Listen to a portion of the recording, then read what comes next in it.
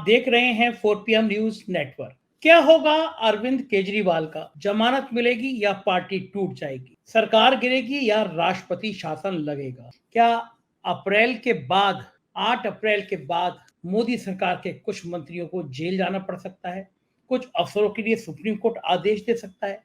ये सारी बातें आज राजीव नारायण शर्मा जी के कुछ खुलासों में होने वाली हैं। मेरी कोई हैसियत नहीं है, मोदी जी दुनिया के इतने बड़े नेता हैं।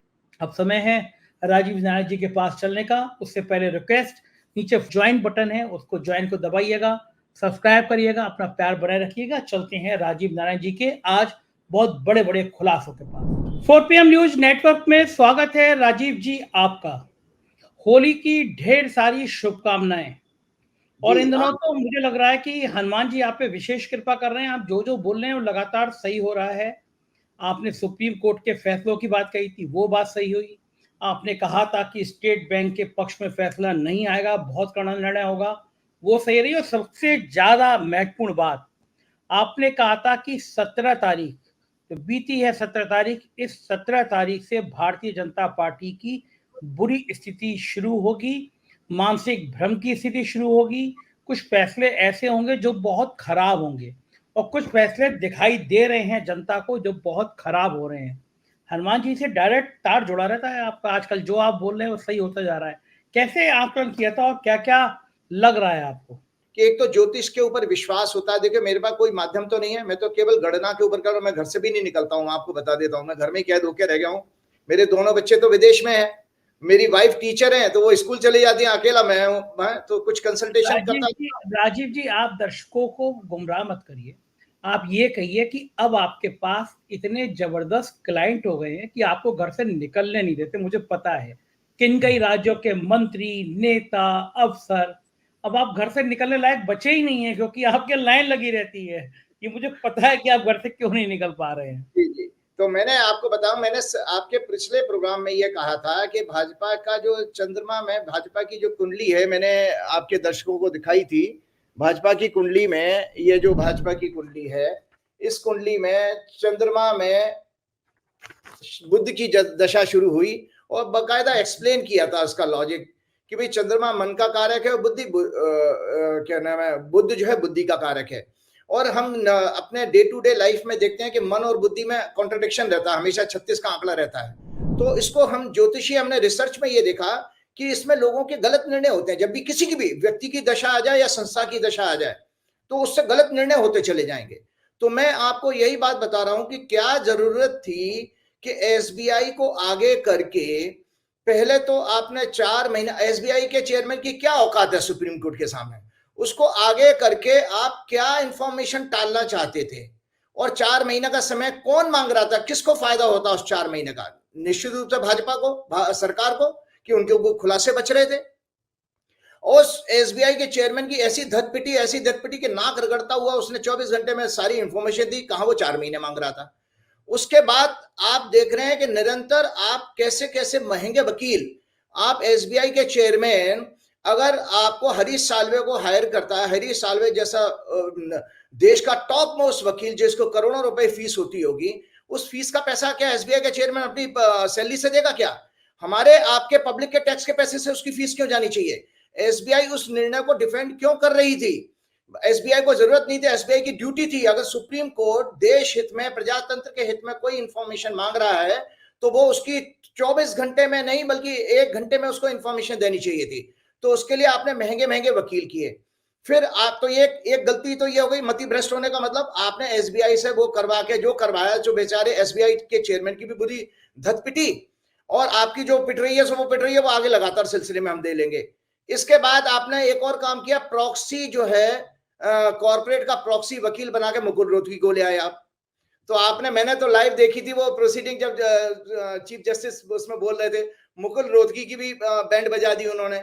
मुकुल रोहतगी को बोलने नहीं दिया, उन्होंने सुनने दिया। उन्होंने कहा नहीं, आपकी कोई एंट्री बनती नहीं है इस दौरान, आप कैसे घुस गए बीच में?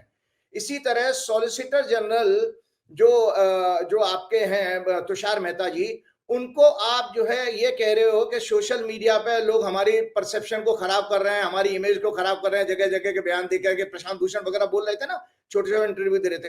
तो बीजेपी को क्या लग रहा था कि इलेक्शन के टाइम में कैंपेन में उनकी कालिख पुत रही है, उनकी इमेज को बहुत बड़ा डेंट लग रहा है, तो उसको वो कोर्ट के जरिए उसको रुकवाना चाहते थे। उसमें भी दलील नहीं चली है, उसमें भी सुप्रीम कोर्ट के चीफ जस्टिस ने क्या कहा, भैया हमारे कंधे तो बहुत मौजूद है, हम भी तो अपनी क्रिटिसिज्म झेल लेते हैं, आप क्यों नहीं झेल सकते हो। सार्वजनिक जीवन में क्रिटिसिज्म झेलना तो एक part and parcel of life है।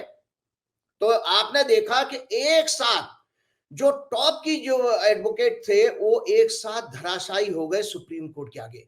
तो ये सुप्रीम कोर्ट नहीं था, ये दरअसल काल है, जो काल अग्रहों के रूप में आपके साथ काम कर रहा था। ठीक है, इसके बाद आपने ये देखा कि आप राज ठाकरे को लेकर के आ गए। राज ठाकरे के चरणों में गिरने की क्या जरूरत है, राज ठाकरे का क्या वजूद है। एक एमपी तो आज तक जिता नहीं पाया, वो केवल मोहल्ले का एक नेता है जो बंबई के आसपास ही उसका प्रभाव है, कुछ नहीं है। लेकिन उससे अमित शाह की मीटिंग करना, मतलब आप इतने हताश क्यों हो। आप तो 400 पार का नारा देने वाले बड़े कॉन्फिडेंट थे, लेकिन आप छोटे छोटे पार्टियों के आगे नाक रगड़ रहे हो। कभी जयंत चौधरी को ले आते हो, कभी किसी के आगे, कभी चंद्रबाबू नायडू बेचारे जो बिल्कुल अब रिटायरमेंट की स्टेज में, उनको ले आए। तो ये सब चीजें किए लगातार ये बता रही हैं कि आपने जो भी इस समय एक्शन लिया है वो बैकफायर हो रहा है। वो बैकफायर इसलिए आपको सूझ नहीं रहा है कि जो है हम कैसे इस परिस्थितियों से सामना निकले। तो आप लेटेस्ट उसमें उन्होंने जो किया है वो अरविंद केजरीवाल को अरेस्ट करके किया है।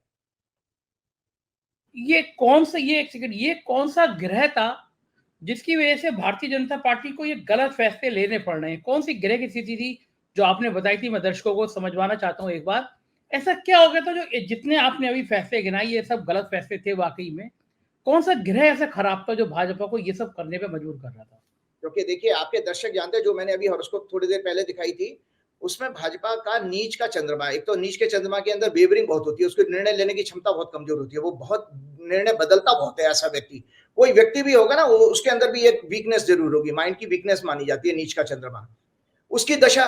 दूसरी, अभी इनकी 17 फरवरी से बुध की दशा शुरू होगी। बुध भी इनका राहु केतु के बीच में पीड़ित है, 9वें घर में है, बुध का ही लगन है, इनका मिथुन लगन की कुंडली है। तो बुध और चंद्रमा को मैंने ज्योतिषी कारण बताया था कि ग्रंथों में ज्योतिष के लिखा हुआ है कि बुध और चंद्रमा की दशाओं के सीक्वेंस में इंसान के अच्छी दशा नहीं मानेगी। मति भ्रष्ट होने का मतलब निरंतर गलत निर्णय होंगे आपसे, और गलत निर्णय जो है बेसिकली हमारे आपके जीवन में हम देखते हैं ना, हमारे सुख और दुख का कारण क्या बनते हैं? हमारे गलत निर्णय। भगवान ने दुख नहीं बनाया, याद रखिएगा, भगवान ने दुख बनाए ने, ये मनुष्य के जीवन में उसके लिए हुए चंद या उसके ज्यादातर निर्णय ही होते हैं जो उसके लिए कॉज बनते हैं सफरिंग का। तो आपने देख लिया कि इसमें अब ये लेटेस्ट अरविंद केजरीवाल को अरेस्ट करके बैठ गए, उसके विषय पे हम बाद में आएंगे। लेकिन मैं आपको एक बहुत बड़ी साइकोलॉजिकल चीज बताने जा रहा हूं, क्योंकि साइकोलॉजी का रोल इसलिए इस समय पूरे देश में प्रभावी है, जिस परसेप्शन साइकोलॉजी। और मैंने आज देखा कि बड़े बड़े साइकोलॉजिस्ट, बड़े बड़े पॉलिटिकल एनालिस्ट भी आजकल साइकोलॉजी की बात करने लगे। बड़े बड़े इंटेलेक्चुअल्स को मैं यूट्यूब में देखता हूँ, साइकोलॉजी साइकोलॉजी। तो ये क्यों हुआ है कि 2018 से भारतवर्ष की भी चंद्रमा की दशा चल रही है, महादशा, और बीजेपी की भी चंद्रमा की महादशा है। तो चंद्रमा जो है हमारे वैदिक ज्योतिष के अनुसार साइकोलॉजी का सिग्निफिकेटर है। तो अब आपको मैं बता दूं, तो मैंने आपके प्रोग्राम में यह भी कहा था, एक भाजपा के बड़े जो फाउंडर मेंबर थे उनका हवाला देते हुए कहा था कि उन्होंने ये कहा था कि नरेंद्र मोदी बहुत ही डरपोक किस्म के व्यक्ति हैं। ये एक तो झूठ बहुत बोलते हैं और डरपोक किस्म, तो डर इनको मैं आपको सिलसिलेवार बता रहा हूं कि ये डर ही है। और डर ऐसा साइकोलॉजी के मनोवैज्ञानिक रूप से क्या होता है कि जो आपकी सबसे बड़ी ताकत है संजय जी, हमारी आपकी, अगर वो फेल हो जाए तो हम बुरी तरह घबरा जाते हैं, फिर हमें नहीं पता लगता, फिर हम हाथ पैर मारने लगते हैं। जैसे आप कीचड़ में दलदल में फंस गए, फिर जितने आप हाथ पैर मारोगे उतने डूबते चले जाओगे। तो वही हालत इस समय नरेंद्र मोदी, अमित शाह और पूरी संपूर्ण भाजपा का हो चुका है। क्योंकि मैंने लिखा, आज मोदी शाह बुरी तरह सुप्रीम कोर्ट से डरे हुए हैं। 2001 से मोदी जी के सारे अपराधों से बचाने वाले अरुण जेटली, उनके मित्र मुकुल रोहतगी, फॉर्मर जो एसजी रहे हैं हरीश साल्वे, वर्तमान एसजी तुषार मेहता, सभी इलेक्टोरल बॉन्ड्स केस में बुरी तरह ह्यूमिलिएट हुए हैं सुप्रीम कोर्ट के द्वारा। और यही इन दोनों के ये सारे के सारे वकील इनके ब्रह्मास्त्र थे, मोदी और अमित शाह के, और वो आज मौतरे हो गए। काल ने पूरी तरह से इनको इनइफेक्टिव कर दिया। अब इनको अपने 23 साल में किए गए अपराधों के दंड का डर बुरी तरह सता रहा है, बुरी तरह डर सता रहा है इनको, जिससे इन दोनों की रातों की नींद उड़ गई है और ये विंडिक्टिव हो गए, बदला लेने की भावना कि जो 21 मार्च को आपने एक सिटिंग चीफ मिनिस्टर को, छोटा मोटा हस्ती नहीं है वो अपने आप में एक तो IITN है, IIT का क्वालिफाइड इंजीनियर, दूसरा उसके बाद वो ब्यूरोक्रेट था, उसने IRS की नौकरी, इनकम टैक्स कमिश्नर की पोजीशन से रिटायरमेंट लेकर के राजनीति में आया है। तो उसने अपने व्यक्तिगत जीवन में अपने बच्चों के साथ कितना बड़ा सेक्रीफाइस किया। तो बाद वो जब आया और वो इतना पॉपुलर था कि आपको मोदी अमित शाह के सारे धनबल और बाहुबल एक नहीं चला कि उसने 3 बार आपको खदेड़ा है दिल्ली के प्रदेश के चुनावों में, उसके बाद MCD चुनावों में भी उसने खदेड़ दिया, साथ में आपको जो है चंडीगढ़ के मेयर चुनाव में भी आपको मुंह की खानी पड़ी, तो आपने उसको अरेस्ट करके बैठ गए आप। तो ये सब इसलिए हो रहा है कि साइकोलॉजिकल डिफीट इस समय हो चुकी है नरेंद्र मोदी और अमित शाह की, और ये इनको भविष्य में अपना भविष्य जानते क्या दिखाई दे रहा है कि हमको सारे दंड जो 23 साल में हुए उनका अब दंड मिलने वाला है, सुप्रीम कोर्ट में केस जाएगा और फिर हम जेल की हवा खा सकते हैं। जो भी ये कोई ग्रह का साइन है जिसकी वजह से इतना परेशान होना या ये लगना कि ये गलत फैसले हो रहे, वही बुध वाला है या कुछ और? तो चंद्र बुध का। दूसरा इसके अलावा मैंने आपको हास्य बली कुंडली पिछले उसमें दिखाई थी, हाँ, और इसमें मैंने ये आपने प्रोग्राम में लगाई भी थी, उसमें मैंने कहा भी था कि इसमें जो सिंह लगन की कुंडली बनी है, लगने सूर्य जो है राहु केतु के साथ 8वें घर में चुप पड़े हुए हैं, इसका अर्थ है सत्ता अफसरों के जेल जाने का योग बन रहा है, आर्थिक भ्रष्टाचार, काले धन, विदेशी धन के द्वारा देश को अस्थिर करने का षड्यंत्र का खुलासा। मीडिया का कारक बुध इस कुंडली के अनुसार शुक्र जो कि तीसरे घर से मीडिया कम्युनिकेशन भी देखा जाता है। मंगल इस कुंडली में जुडिशरी का सिग्निफिकेटर है, अतः जुडिशरी, कॉर्पोरेट, मीडिया, ब्यूरोक्रेट, सरकार के मंत्रियों, सर्वोच्च नेताओं के नेक्सस को एक्सपोज करते हुए मुकदमे चलाने का संज्ञान ले सकती है। मैंने आपको 30 साल पुराना 1994 में भी यही ऐसा गृह योग बना था जिसका मैंने हवाला दिया था कि उसमें, तो मैं ऐसा अगर सुप्रीम कोर्ट के पास केस PIL तो दाखिल होंगी। 31 मार्च से मैं कहीं पढ़ रहा था कि 31 मार्च से जन आंदोलन शुरू हो रहा है इलेक्टोरल बॉन्ड के खिलाफ सारे विपक्ष के नेताओं के द्वारा, और उसमें ये भी मैंने अभी सोशल एक्टिविस्ट की कहीं प्रेस कॉन्फ्रेंस कहीं सुनी थी जिसमें ये कह रहे हैं कि ये SIT बनाने की सुप्रीम कोर्ट से मांग करेंगे और केस दर्ज करेंगे उन लोगों के ऊपर जो लेन देन का हिसाब किताब हुआ है। तो मैंने कहा ये मंगल शनि वर्तमान सरकार के जाने का संकेत भी दे रहा है, यहां तक कि इस सरकार के सर्वोच्च नेताओं को अनेक कानूनी संकटों का सामना भी करना पड़ सकता है। भाजपा के सहयोगी खुलेआम विद्रोह करेंगे और अलग होंगे, एक तरह से भाजपा राजनीतिक रूप से अछूत साबित हो जाएगी। तो ये जो कुंडली 15 मार्च को जो मंगल बदला तो उसने और विध्वंस बना दिया। तो अब आपके सामने बताता हूं कि एक केंद्रीय मंत्री अलग हुआ, पशुपतिनाथ कौन थे वो, उनके चिराग के चाचा, वो अलग हुए। उसके बाद BJD ने भी मैंने कर दिया, कानों पे हाथ लगा लिया बीजू जनता दल ने कि भैया हम आपके साथ कुछ नहीं करेंगे। और आने वाले समय में देखते जाइए जैसे जैसे भाजपा के भ्रष्टाचार का केस और माहौल आगे बढ़ेगा और भी लोग इनसे कहना। उसने अकाली दल का भी मैं आज के अखबार में पढ़ रहा था, उन्होंने भी ये कहा कि आप पहले किसानों के साथ उनकी मांगों को मानो तब हम आपके साथ आएंगे। तो अकालियों ने भी एक तरह से मना कर दिया है। तो आपके पास बच्चा कौन, तो आप अछूत क्यों हो गए हो? तो इसीलिए ये जो सारी की सारी गिरोहों के कारण हुई है। फिर मैं आज आपको बता देता हूँ। एक सेकंड अभी खुलासा करें उससे पहले मैं एक सवाल और पूछ लूँ आपसे। आपने मेरे शो में कहा था, मुझे उम्मीद नहीं थी, आपने कहा था भारतीय जनता पार्टी का कोई वित्तीय लेन देन, कोई फाइनेंशियल मैटर का खुलासा होगा जिसकी वजह से बीजेपी बहुत बैकफुट पे आ जाएगी। आपने मेरे शो में कहा था, रिकॉर्ड में मौजूद है। तब मुझे अंदाजा नहीं था कि भाजपा का कौन सा फाइनेंशियल एक्सपोज हो जाएगा, वो भी इनकी सरकार में। लेकिन वाकई में मान के मैं आपको सैल्यूट आपको कि आपकी बात को कि ऐसा खुलासा हुआ कि भारतीय जनता पार्टी मुंह दिखाने लायक नहीं बची। ये आपको कैसे अंदाजा था कि इनका मामला कुछ बड़ा खुलासा होने जा रहा है? देखिए, मैंने इनकी नरेंद्र मोदी जी को जो 30 मई 2019 को जो शपथ ली थी 7:00 पे, उसमें सेकंड हाउस हेवीली एफ्लिक्टेड था। वृश्चिक लगन की कुंडली थी, मंगल जो 8वें घर में, राहु केतु के बीच में, शनि दूसरे घर में मौजूद था, तो पीड़ित था। तो वहां से ही पता लग गया कि इस सरकार के 5 साल के कार्यकाल में कोई बहुत बड़ा फाइनेंस का घोटाला होने वाला है, बहुत बड़ा। और तो आपको बता रहा हूं, और आपको ये भी बता देता हूं, इकोनॉमी के जितने भी आंकड़े दे रही है सरकार, 3 ट्रिलियन वगैरह, ये सब फर्जी आंकड़े हैं, इनकी कैलकुलेशन बदल दी गई है। इसमें पूरा का पूरा नीति आयोग लिप्त है। ये ब्यूरोक्रेट जो बैठे हुए हैं, जो जितने भी एक्सटेंशन पा करके ब्यूरोक्रेट बैठे हुए, वो बेसिकली सरकार की चमचागिरी तलवे चाटते हैं। तो मैं आपको बता देता हूं कि भाजपा के साथ ये मैंने बताया था। दूसरा, भाजपा की कुंडली जो मैंने दिखाई थी, उनकी कुंडली में अनैतिक रूप से धन कमाने का योग है, चंदे का भी योग है।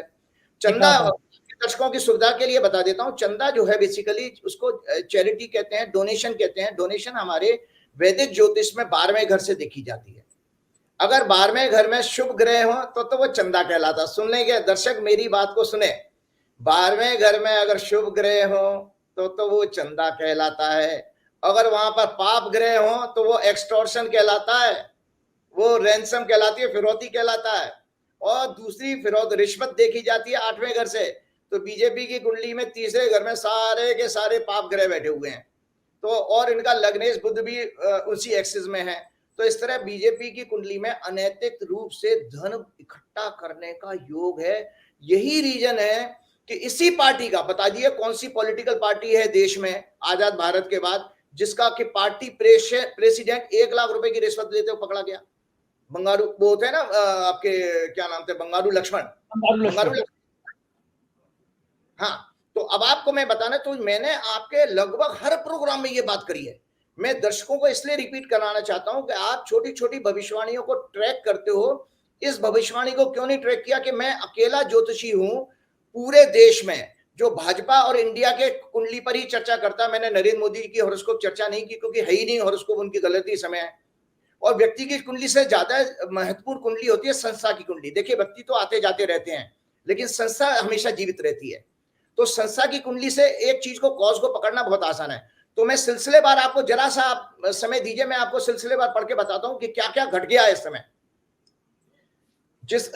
मित्रों, मैंने 4 PM के लगभग प्रत्येक प्रोग्राम में इनके भ्रामक और असत्य प्रचार, छल कपट, हिंसा, भेदभाव, बदले की भावना से राजनीति करने और अन्य अनैतिक कार्यों के द्वारा देश और भोली भाली जनता को ठगने के ज्योतिषीय योगों के बारे में बताया। हर प्रोग्राम में बताया मैंने।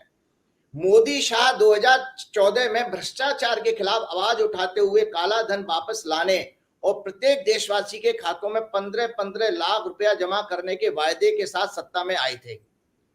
2 हफ्ते पहले, सिर्फ 2 हफ्ते पहले जो खुलासा हुआ इलेक्ट्रोल बॉन्ड का, mother of all scams of whole world कहा जा सकता है। विश्व का सबसे बड़ा आर्थिक घोटाला हो सकता माना जाएगा ये। आने वाले समय में लोग याद रखेंगे, जहां दिन दहाड़े हर क्षेत्र में कई प्रकार से खुलेआम देश की संपत्तियों को लूटा गया। इलेक्टोरल बॉन्ड के रूप में खुलासा हुआ। ये इस बात की भविष्यवाणी मैंने अपने नवंबर से प्रत्येक प्रोग्राम में करता आ रहा हूं। इसमें कितनी लूट हुई है इसका विवरण कल की कांग्रेस की प्रेस कॉन्फ्रेंस में इस प्रकार हुआ है। आपको कल की कांग्रेस की प्रेस कॉन्फ्रेंस जो हुई है उसमें इतना जबरदस्त हुआ, क्या नाम है इसका, सिलसिलेवार उन्होंने पूरी रिसर्च करके बताया। एक चीज उन्होंने बताई थी प्रेस कॉन्फ्रेंस में कि जिस इंफॉर्मेशन को देने के लिए SBI 4 महीने मांग रही थी, उसमें उनके IT इंजीनियर्स ने ऐसा सॉफ्टवेयर डाला कि जहां पर वो केवल 5 सेकंड में सारी इंफॉर्मेशन निकल के आ गई। ओनली 5 सेकंड्स में, 1 घंटे में भी नहीं। वो जयराम रमेश उसको शायद प्रेस कॉन्फ्रेंस कर रहे थे, उन्होंने बताया। तो उन्होंने जो इंफॉर्मेशन दी है मैं बताता हूं। 38 कॉर्पोरेट कंपनी को लगभग 4 लाख करोड़ के इंफ्रास्ट्रक्चर प्रोजेक्ट दिए गए और इन्होंने बीजेपी को 2000 करोड़ चंदा दिया। 38 कॉर्पोरेट कंपनी। उसके बाद नंबर 2 पर दूसरा है 551 करोड़ चंदा देने वाली कंपनियों को सिर्फ 3 महीने में, मतलब चंदा देने के 3 महीने में, ये सब रिश्वत के आरोप प्रूव हो जाएंगे सुप्रीम कोर्ट में, लिख के रख लीजिएगा। 551 करोड़ चंदा देने वाली कंपनीज को सिर्फ 3 महीने में लगभग 1,32,000 करोड़ के कॉन्ट्रैक्ट दिए गए। कैसे देश को बेचा जा रहा है आप देखें। देशवादी जो अंधभक्त भी देखें, अरे नालायकों, दोबारा मानव जीवन नहीं मिलेगा, ये देश को सरेआम बेच रहे हैं। उसके बाद संजय जी 49 कंपनियों ने कॉन्ट्रैक्ट्स, 62,000 करोड़ के कॉन्ट्रैक्ट्स मिलने के बाद 600 करोड़ चंदा दिया। 49 कंपनियों ने 62,000 करोड़ के चंदे में। उसके बाद जांच एजेंसियों के छापों के बाद फिरौती यानी एक्सटॉर्शन के रूप में 41 कंपनियों ने लगभग 1900 करोड़ रुपए चंदा दिया है। छापे पड़ने के बाद 41 कंपनी 1900 करोड़। तो ये जो है, और इसके साथ जो आप पार्टी ने आरोप लगाया वो सही है कि शरद चंद्र रेड्डी जो अप्रूवर बन गया, उसने लगभग 59 करोड़ रुपए दिया। 5 करोड़ तो 4.5 करोड़ तो उस समय दिया जब एक्साइज पॉलिसी ये आप पार्टी लेके आई थी, और बाद में अप्रूवर बनने के बाद उसने 55 करोड़ उसकी अरविंदो फार्मा कंपनी ने दिया। आज बताइए, ये जो हम इकोनॉमी की बात कर रहे हैं, मोदी जी विकसित भारत का झुंझुना बजाए घूम रहे हैं, इनको पता है इकोनॉमी के स्पेलिंग क्या है? मोदी जी को इकोनॉमी की स्पेलिंग नहीं आती होगी। आप बताइए, 16 लाख करोड़ का कर्जा कॉर्पोरेट कंपनी का माफ कर दिया, लगभग 43% युवा बेरोजगार हैं, 85% जीडीपी का कर्ज है, एक्सपोर्ट घट रहा है, इंपोर्ट बढ़ रहा है, 60% से ज्यादा अनऑर्गेनाइज सेक्टर का बिजनेस खत्म हो गया या कमजोर हो गया है, विश्व में सबसे ज्यादा अरबपति भारत में अमेरिका से भी ज्यादा हो गए, किसान कर्ज के कारण आत्महत्या कर रहे हैं, 80 करोड़ से ज्यादा 5 किलो अनाज पर जिंदा है, रुपया निरंतर कमजोर हो रहा है, महंगाई कम होने का नाम नहीं ले रहा। ये कैसी विश्व की 3 ट्रिलियन इकोनॉमी है? आज आज मुझे लग रहा है कि मैं किसी ज्योतिषी की जगह किसी विपक्ष के मजबूत नेता से बात कर रहा हूँ। नहीं, मजबूत नेता मैंने आपको विपक्ष के नेता भी नहीं गिना पाते। आपने वो गाना नहीं सुना, रामचंद्र कहे गए सिया से ऐसा कलयुग आएगा, हंस चुगेगा दाना कौआ मोती खाएगा। तो इस तरह कौवे मोती खा रहे हैं। मैं भी एक गाना सुना देता हूँ, गोविंदा की पिक्चर थी, पता नहीं किसका, अभी लेटेस्ट कुछ साल पहले का गाना है। आओ, मोदी जी के लिए गाना बड़ा सूट करता, आओ दिखाएं तुम्हें चंदे का धंधा, ये नहीं प्यारे कोई मामूली बंदा। मोदी जी अपने लेके, ये कोई मामूली बंदा नहीं है, चंदे का धंधा दिखाएं। एक और राजेश खन्ना की अपना देश पिक्चर थी शायद, उसका एक, उसमें कन्हैया लाल ने चुनाव लड़ा था, तो उसमें वो गाना था, उसमें ये झूठा है वोट ना इसको देना, ये उसकी एक टैगलाइन मुझे समझ में आती है। लेकिन मुझे बताइए, इसमें बीजेपी की गलती कहाँ से आ गई? जब उनकी जन्मपत्री में गिरह ही ऐसा है कि उन्हें बेईमानी करनी है, उन्हें चंदे से धंधा बनाना है, तो गिरह की गलती है, फिर बीजेपी कहाँ से आ गई बताइए? तो आपको बता रहा हूँ, एक और बहुत अभी खुलासा करने जा रहा हूँ, एक और बहुत बड़ी आज एक रिसर्च लेकर के आया हूँ। सबसे पहले मैंने आपके प्रोग्राम में ये कहा था कि इस पार्टी के मैक्सिमम लोगों के जेल जाने का योग दिख रहा है, क्योंकि भाजपा की कुंडली में भाजपा का खत्म होने का योग है, ये टूटेगी पार्टी। मोदी जी का लगभग वही हश्र होने वाला जो रावण का हुआ था। रावण, देखिए, मैंने आपको आपके प्रोग्राम में कहा था कि 3 राज्यों के मैनिपुलेशन के बाद मैंने क्या कहा था, जब राज्यों के चुनाव के रिजल्ट आए थे, मैंने ये कहा था परमात्मा पर भरोसा रखिए, परमात्मा छोटे मोटे छल कपट को इसलिए सफल होने देते हैं कि उनको बड़े आदमी को मारना है, बड़े आदमी को मारना है। मतलब अगर मारीच जो है सोने का हिरन बन के आया, राम जी उसी समय पहचान लेते और सीता जी को उठने नहीं देते, तो रावण मरता ही नहीं। तो इसी तरह से आज इनके साथ जो हो रहा है कि वो 3 राज्यों की सफलता ने मोदी जी को इतना मद में अंधा कर दिया, संजय जी, कि आज वो ये जो उन्होंने कभी किसी ने सोचा था, आज देशवासी अपने हृदय पे हाथ रख के बता दें, किसी ने सोचा था कि चंदे इलेक्ट्रोल बॉन्ड का धंधा वाला कांड जो है इतना एन चुनाव के टाइम में खुलेगा? तो भगवान ने क्या किया, बिल्कुल रावण जैसी स्थिति कर दी। और रावण क्या था? रावण अकेला नहीं मरा था, कुनबे को लेके मरा था, पूरे कुनबे के साथ। तो भाजपा के साथ लगभग यही हश्र होने वाला है। और इसलिए भी है, मैंने आपको बताया था कि देखिए, धर्म का रथ हमने बात की थी, विभीषण ने जब राम जी से पूछा कि आप तो नंगे पैर हो, और नंगे पैर जो है आदमी कैसे लड़ सकता, रावण के पास तो वो है।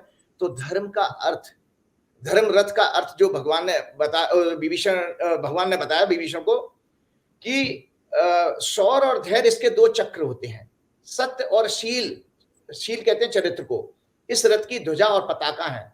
बल, विवेक, संयम और परोपकार इसके अश्व हैं, मतलब घोड़े हैं।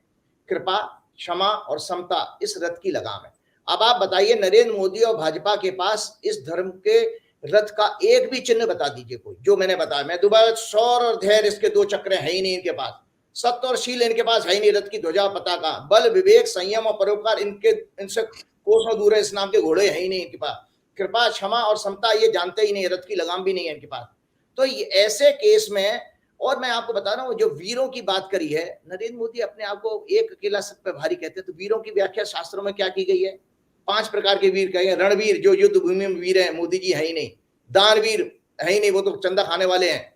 दयावीर, जो दया करने में वीर है। विद्यावीर, जो ज्ञान में वीर है, दूर दूर तक उनका कोई वास्ता नहीं ज्ञान से। त्यागवीर या धर्मवीर, जो सत्य का पालन करना, सत्य निष्ठा में शूरवीर है, उसको धर्मवीर कहा गया, वो भी नहीं है।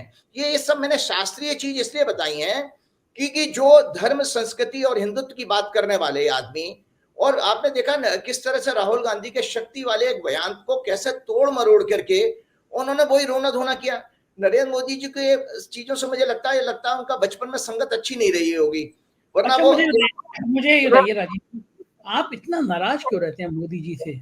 इतना बड़ा व्यक्तित्व, पूरी दुनिया उनकी ब्रांडिंग करती है, आप इतना नाराज रहते हैं? देखिए, ये सब इसमें मैं कृपा हनुमान जी की मानता हूँ, क्योंकि हनुमान जी की भक्ति के कारण भगवान ने मेरा बुद्धि और विवेक बहुत सॉलिड है। मैं इनके ऊपर एक रिसर्च भी की। मैं बहुत सारे भाजपा, मैंने आपको बताया, तो मेरा किसी पार्टी में कोई लिंक नहीं है सिवा भाजपा के और संघ के। उन लोगों से बहुत सारी इंफॉर्मेशन मिली थी। मैं आपको एक चौंकाने वाली जानकारी दे रहा हूँ। उन लोगों के, भाजपा और संघ के लोगों के अनुसार बताता हूँ, 1987-88 में नरेंद्र मोदी भाजपा के संगठन मंत्री थे। उनके उस दौरान उनके ऊपर पैसे के गबन का, चंदे का, उस समय भी चंदे का धंधा था, पैसे का गबन का आरोप लगा था। 5 करोड़ हीरा व्यापारियों से, सूरत के हीरा व्यापारियों से चंदा आया था पार्टी में, वो चंदा का हिसाब दिया नहीं गया, उसमें इनको तड़ीपार किया गया। ये हिमाचल और ये उत्तर भारत में तब भेजे गए थे, हिमाचल और उसके हरियाणा के प्रभारी बनाए गए थे। बाद में इसी दौरान इन्होंने अडवाणी जी से संबंध बना करके अपने संबंध बना लिए, फिर वापस गुजरात में पहुंच गए। तो मैं आपको इसलिए बात बता रहा हूं, शक्ति शब्द को भी किस तरह से इन्होंने जो है तोड़ मरोड़ के किया। शक्ति का मतलब नहीं पता है। शक्ति का मतलब है बेसिकली, शक्ति शब्द जो है आपके बताएं आंतरिक शक्ति से माना गया, वो आत्मा की शक्ति होती है, शरीर की शक्ति नहीं होती है। कि शरीर की शक्ति तो जरा सा बीमार पड़ते हो तो वो खत्म हो जाती है। तो जो दैवीय शक्ति होती है उसमें दया, करुणा, प्रेम, परोपकार, मैत्री, ये गुण होते हैं, है नहीं दूर दूर तक। और जो आसुरी शक्ति होती है, घमंड, मद, झूठ बोलना, ईर्ष्या, चुगली करना, निंदा करना, मजाक उड़ाना किसी का, और छल कपट और काले धन के इस्तेमाल, ये सब आसुरी शक्तियां कहलाई गई हैं। तो आपको दर्शकों के लिए जानकारी के बता देता हूं, धर्म के बीच बीच में बात करते रहता हूं मैं, इसलिए कि आत्मा के साथ योग चिंतन से ही आत्मबल, आत्मशक्ति बढ़ती है। जो मोदी जी के अंदर आत्मा की शक्ति है ही नहीं। आत्मा की 8 शक्ति कही है। सत्य और असत्य को परखने की शक्ति, जिसको विवेक कहा जाता है। निर्णय करने की शक्ति संकल्प शक्ति कहलाती है। विस्तार करने की शक्ति ह्यूमिलिटी है, एक्सपेंशन करना। सहने की शक्ति टॉलरेंस है ही नहीं इनके अंदर। साधना करने की शक्ति, जिसको श्रद्धा या फेथ कहा जाता है, ये आत्मा की प्रमुख एवं आंतरिक शक्ति मानी गई है। समाने की शक्ति, दूसरों के अवगुणों को अपने अंदर समाना। समेटने की शक्ति, डिटैचमेंट, वैराग्य माना गया है। सहयोग करने की शक्ति, दया, करुणा, प्रेम, एम्पैथी, ये सहयोग करने की शक्ति कही गई। आपको एक जो चौंकाने वाली आज रिसर्च लेकर के आया उसको बताने जा रहा हूं। इसलिए मैंने थोड़ा सा धर्म संस्कृति की बात की, क्योंकि अब धर्म संस्कृति का टॉपिक है। ये एक हॉरोस्कोप है, दर्शक देख लें इसको। 8 अप्रैल 2024 को सूर्य ग्रहण पड़ने जा रहा है। ये सूर्य ग्रहण है और 3:42 पर शुरू होगा। ये सूर्य ग्रहण की कुंडली दर्शक देखें। इस सूर्य ग्रहण की कुंडली में जो संकेत आ रहे हैं वो और बता रहा हूं कि क्या, जो मैं आपको बता रहा था कि सुप्रीम कोर्ट जेल भेजने के आदेश भी देगा जो मिनिस्टर हैं या पार्टी के लोग हैं भाजपा के, उन सब लोगों को। किस लिए? क्योंकि ये सिंह लगन और मीन राशि में पड़ रहा है जो सूर्य ग्रहण। लग्नेश, दशमेश, शुक्र 12वें लॉर्ड चंद्र के साथ राहु केतु एक्सिस में 8वें घर में फंसे हुए हैं। ये रेवती नक्षत्र में पड़ेगा, जिसका स्वामी बुध है, जो 9वें घर में गुरु के साथ है। शनि मंगल की लग्न पर दृष्टि है। सूर्य ग्रहण शास्त्रों के अनुसार, सूर्य ग्रहण का महत्व जो बताया गया है, सूर्य ग्रहण शास्त्रों के अनुसार राजा, सत्ता दल, सरकार, अफसरों, प्रतिष्ठित व्यक्तियों के लिए कष्टकारी होता है। इस ग्रहण काल की कुंडली में लग्ने सूर्य अष्टम भाव में 10वें भाव का स्वामी शुक्र के साथ केंद्र में सत्ता परिवर्तन का संकेत दे रहे हैं। ये जो सूर्य ग्रहण पड़ रहा है ये भी सत्ता परिवर्तन का संकेत दे रहा है। और सूर्य ग्रहण का प्रभाव जो है, आंशिक सूर्य ग्रहण का प्रभाव 6 महीने तक, और पूर्ण सूर्य ग्रहण का प्रभाव जो है 1 साल तक देखा जाता है। तो 6 महीने में तो सरकार बन जाएगी, क्योंकि आंशिक है, ये वाला आंशिक सूर्य ग्रहण पड़ रहा है। तो एक तो ये। दूसरी बात, मैंने आपके पिछले प्रोग्राम में भाजपा की वर्षफल, क्योंकि अभी 6 अप्रैल को भाजपा की फाउंडेशन डे। आपका कहना ये कि 8 अप्रैल को सूर्य ग्रहण के बाद चंद्रचूड़ साहब भाजपा के कुछ बड़े नेताओं, मंत्रियों, अफसरों को जेल भेज सकते हैं। 8वां घर आपको पता है, 8वां घर घर में कैद होने का भी होता है। घर में कैद, हाँ, 8वां घर बेसिकली बंधन योग के लिए भी माना गया है। और आपको पता है, आप ही के प्रोग्राम में मैंने ये भी बताया था कि भाजपा की जो 6 अप्रैल 1980 को जो फॉर्मेशन हुई थी, तो उनका वर्षफल जो हमारा जो आ रहा है उसमें भी इनकी मुंता 6वें घर है। वहां पर भी भाजपा के लिए विषम संकट है, जो आने वाला वर्ष बहुत खराब जाएगा। ये सारी गणना मैंने इसलिए बताई है क्योंकि जो आज सुप्रीम कोर्ट के जो ऑब्जर्वेशन से मैं आपको बता देता हूं, आप दर्शक मेरे को ट्रैक करते हैं ना कि क्या क्या हो रहा है, तो आप सुप्रीम कोर्ट के ट्रैक को देखो, मैंने पॉइंट्स बनाए हैं वो दर्शकों के लिए पढ़ देता हूं। Times of India 21 March 2024, Supreme Court कहता है can grant bail in PMLA case if trial delayed, section 45 of act can not take away courts power.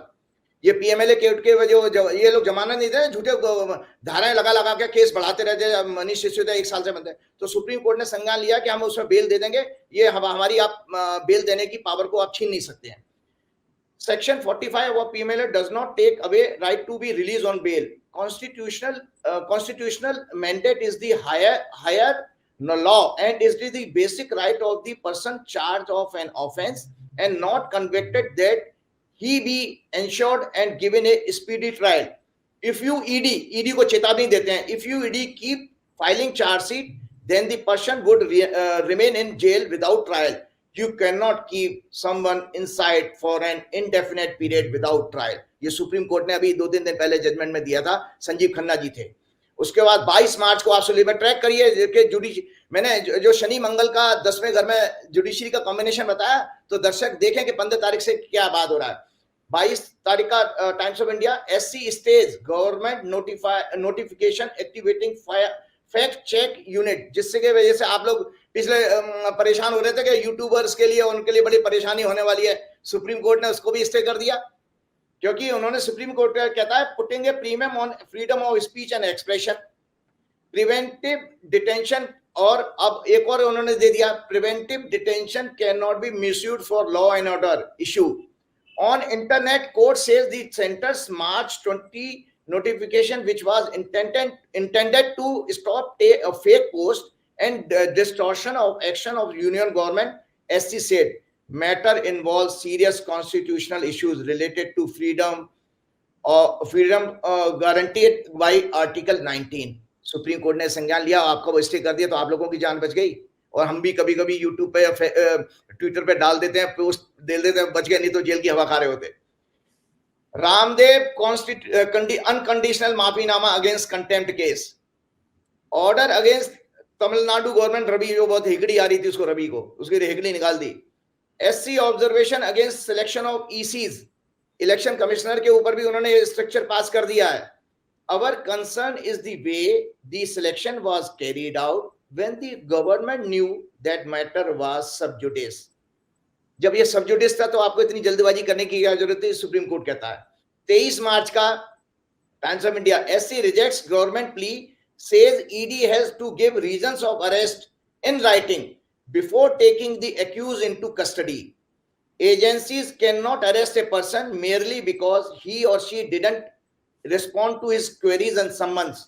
मतलब अगर आपने किसी का सम्मन अगर नहीं रिसीव किया है, उसका जवाब नहीं दिया, वो केवल ग्राउंड नहीं हो सकता अरेस्ट करने का। ये सुप्रीम कोर्ट की ऑब्जर्वेशन कब आ रही हैं? केवल 1 हफ्ते के अंदर आ रही है, केवल 1 हफ्ते के अंदर आ रही है।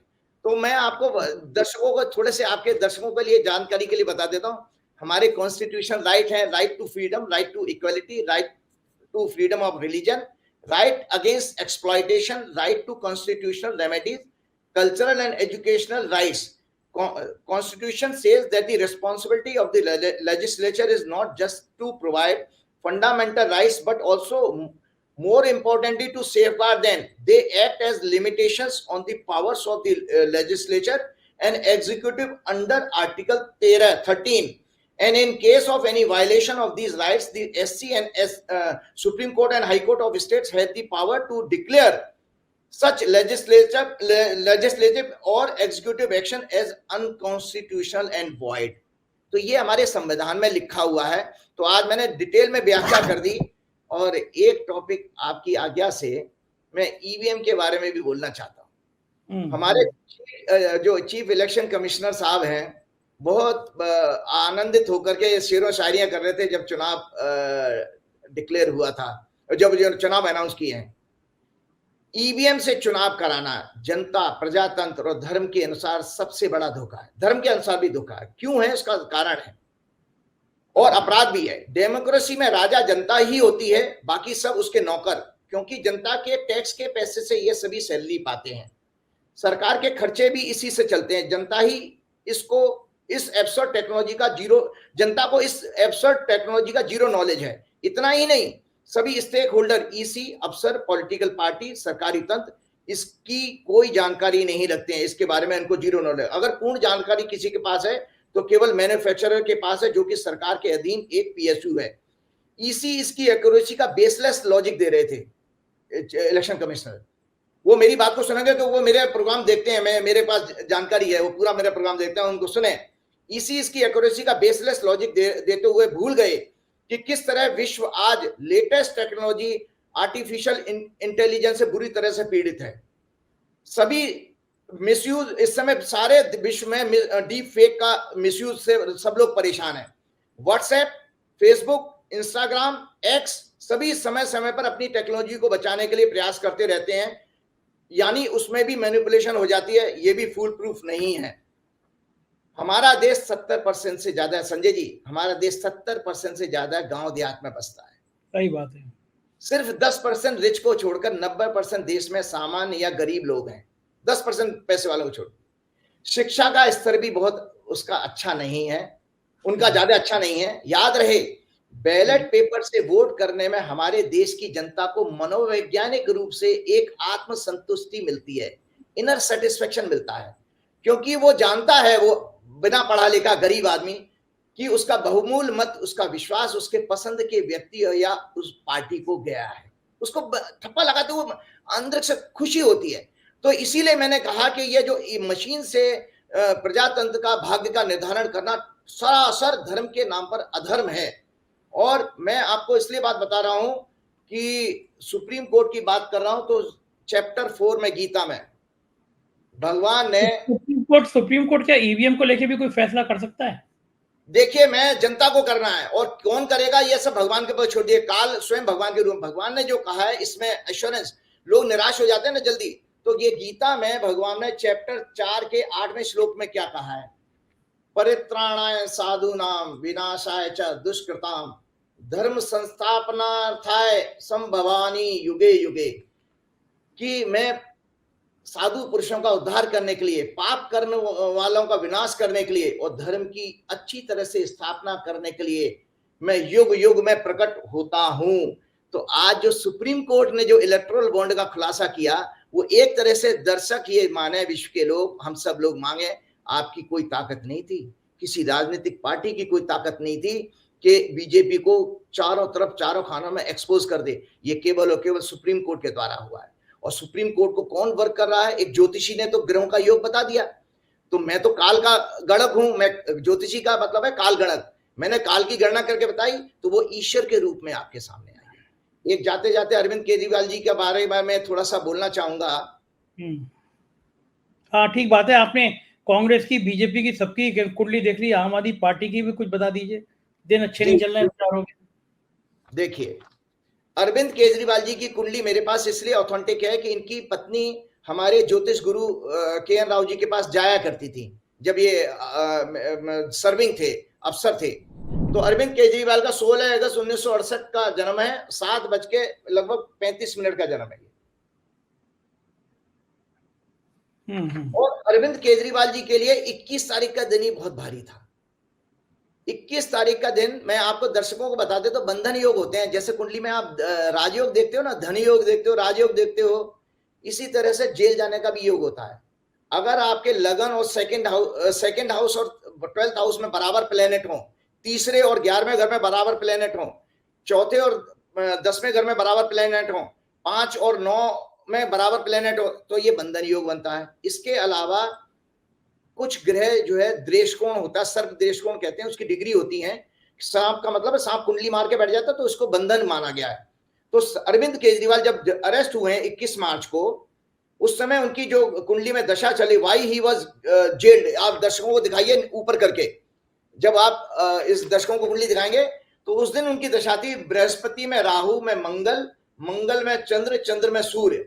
मंगल चंद्रमा इनका 12वें घर का लॉर्ड है, मंगल इनके सर्प दृष्टिकोण में है, सूर्य भी इनके 12वें घर में है और राहु भी 8th हाउस में है। तो 8 और 12 से इनका योग बन रहा था ग्रहों का, और ये बाबूजी जेल में चले गए। अब आगे क्या होगा तो दर्शकों की और आप पार्टी के लोग भी मेरे जानना चाहेंगे तो अरविंद केजरीवाल की कुंडली में बहुत सारे राजयोग हैं, बहुत सारे राजयोग हैं। तभी तो देखिए व्यक्ति कि सारे संघर्षों के बाद IRS बना, फिर वो IIT से पढ़ा, उसके बाद चीफ मिनिस्टर बना, कितने हैवी मैंडेट के साथ में, इतना कोई भी चीफ मिनिस्टर इतनी हैवी मैंडेट के साथ जीत के नहीं आया।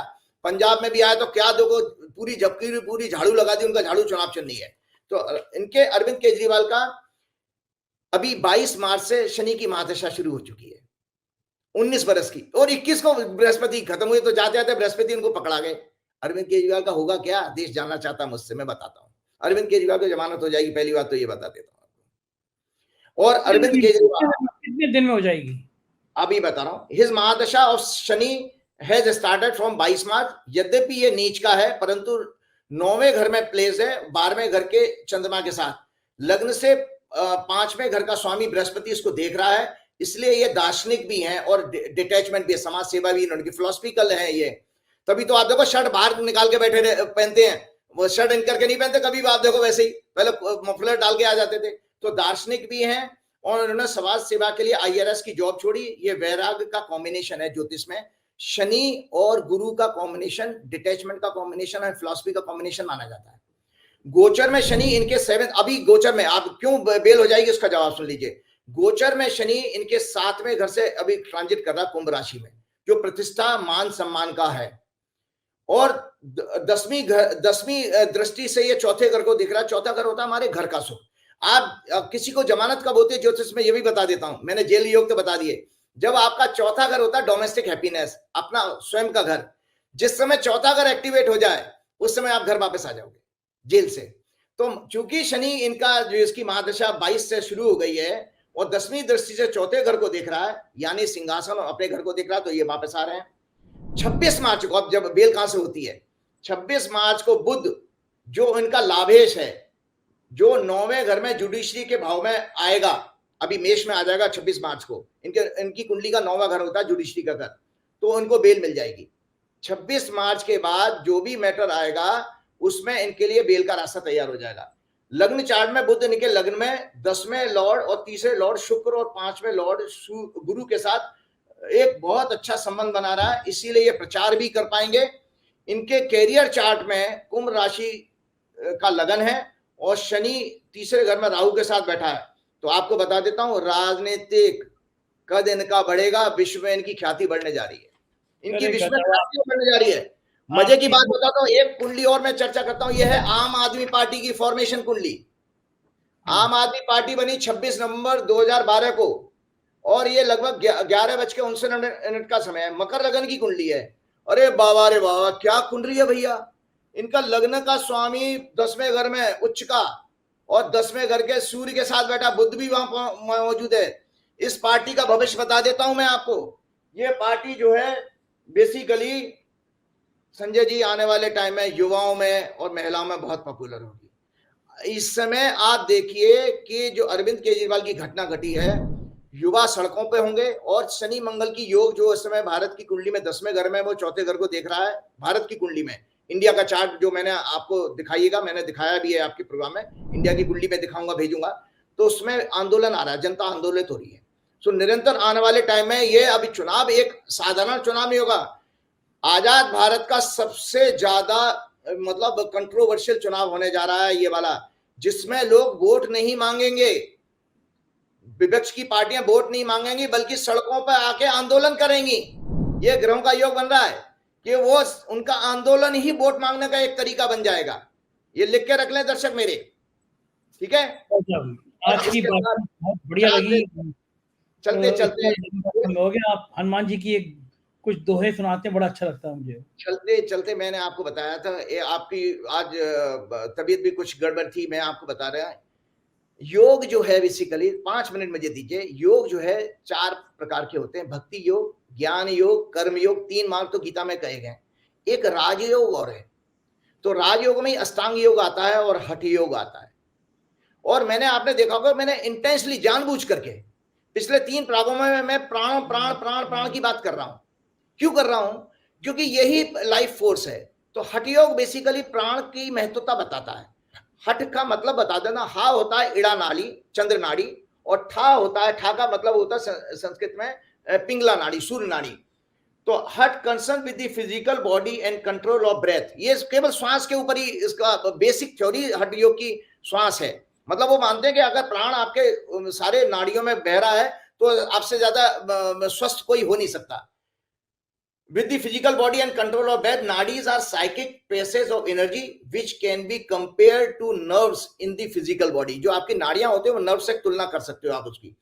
हठ योग is the balancing of ida, moon नाड़ी and पिंगला सन नाड़ी, और balancing of mental energy and vital energy. जो सूर्य नाड़ी को वाइटल एनर्जी, साइकिक एनर्जी माना गया। आप जब आपको हल्कापन में एनर्जी लेस महसूस करो तो आप राइट नॉस्ट्रिल से सांस लेना शुरू कर देना, और जब आप हाँ सीधे नॉस्ट्रिल से, और जब आप इमोशनली सांस छोड़ना भी उसी से होता है। हाँ उसी से। और इसी तरह से इमोशनली अगर आप डिस्टर्ब हो रहे हो, मन नहीं लग रहा, दुखी हो, डिप्रेशन में, तो लेफ्ट नाड़ी से आपको सांस लेनी चाहिए। छोड़नी कौन सी चाहिए? लेफ्ट से। उसी से आप जब डिप्रेशन में हो तो लेफ्ट से लेकर सीधे छोड़िए, और जब आप क्या करना है तो फाइट करने की जरूरत है, जब आपको फाइट एंड फ्लाइट सिंड्रोम होता है ना, उसमें फिर आप राइट लेने। Ida nadi can be compared with parasympathetic nervous system, and Pingla nadi can be compared with sympathetic nervous system, which alarm the body for fight and flight syndrome. Hence, Hatha Yoga practices results in balancing the entire nervous system, resulting in balance of body and mind and or physical energy and mental energy. Purpose of Hatha Yoga is to purify the Ida and Pingla nadi, and then uniting these with the third psychic nadi, which is called Susumna, which carries Kundalini at ज्ञान चक्र। जो कुंडलिनी होती है ज्ञान चक्र पे, वो सुषुम्ना जब एक्टिवेट हो जाती है तब मिलती है। चित्त, इट इज चित्त, मन बुद्धि। चित्त का मतलब चित्त क्या बनता है? मन बुद्धि अहंकार इज कॉल्ड चित्त। It is a universal medium through which consciousness function on all planes of the manifested universe. चित्त can be controlled by प्रत्याहार, धारणा एंड समाधि। प्रत्याहार होता है आपका इंद्रियों पर कंट्रोल। जाते जाते हनुमान जी की बात, जो सत्यवाद, देखो एक मैं आपको बता रही, एक मेरे पत्रकार मित्र ने मुझे हनुमान चालीसा दिया। जैसे वेद होते थे ना पहले, मैन्युस्क्रिप्ट्स होते थे, ये वाली इस तरह से आया है। अभी एक पत्रकार मित्र ने मुझे दिया है, ये देखिए हनुमान चालीसा मैं दर्शकों को दिखा रहा हूं। मैं उस मित्र को यहीं से आपके चैनल के माध्यम से धन्यवाद देता हूं।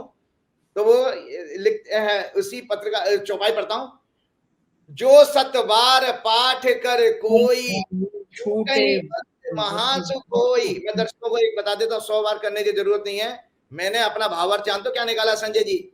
जो सतवार ऑल 7 डेज, हनुमान जी को मंगल और शनि से मत मानिए, मंगलवार शनिवार से मत मानिए। जो सतवार माना ऑल 7 डेज। और अगर मोदी जैसे, अमित शाह जैसे राहु केतु से बचना है तो आप यह याद रखिए कि आप अपने घरों में कम से कम आज से ही संकल्प लेकर के कि भगवान इन लोगों से, इन राक्षसों से मुक्ति दिलाओ।